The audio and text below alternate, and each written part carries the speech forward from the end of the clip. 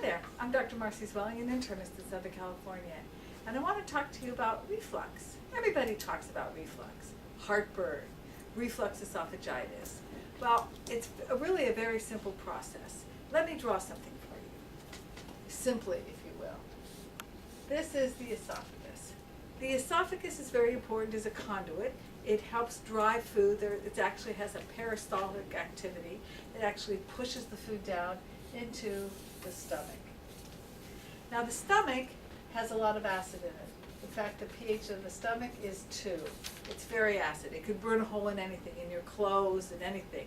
But it needs to be 2 in order to basically digest our foods.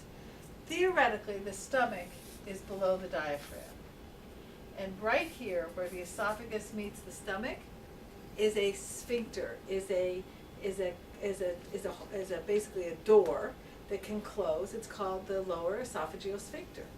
It opens and closes. Some people have a disrupted lower esophageal sphincter, and when that happens and the door is open and you've got a lot of food in your tummy, doesn't it make sense that food can go back up? That's reflux. But it doesn't have to be that simple. In fact, there are things that will actually make that lower esophageal sphincter not act quite as be as good a door, if you will, that closes behind the food. Specifically, caffeine, and remember caffeine is in chocolate, I'm afraid, and tomatoes can make that worse. Alcohol certainly doesn't help either. So if in fact you do have a lower esophageal sphincter that is not functioning properly, or you have a lot of reflux, you may want to eliminate tomatoes, caffeine, chocolate, cigarettes doesn't help, sorry.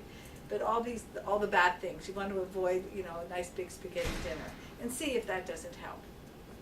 Now, sometimes you can actually have a patent lower esophageal sphincter, but interestingly enough, you can have this thing called a hernia, a hiatal hernia.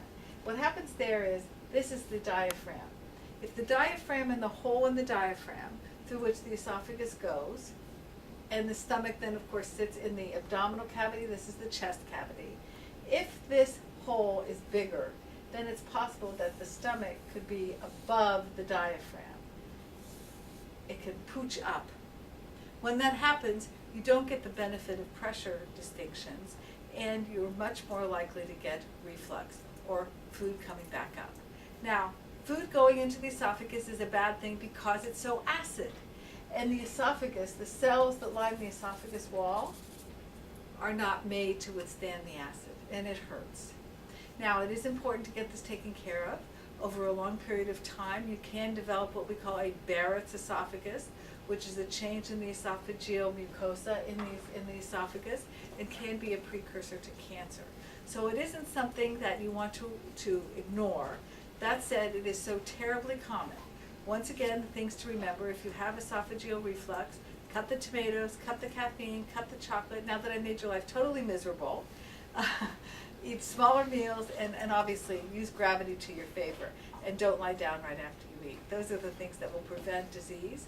Nothing will prevent it otherwise. There are no medications. When we talk about reflux, what we treat it with are medications that will take care of the acid and increase the pH of the stomach contents. And those medicines that you've heard about, some of them are over the counter: omeprazole, Zantac, Acifex, Prevacid, Protonix.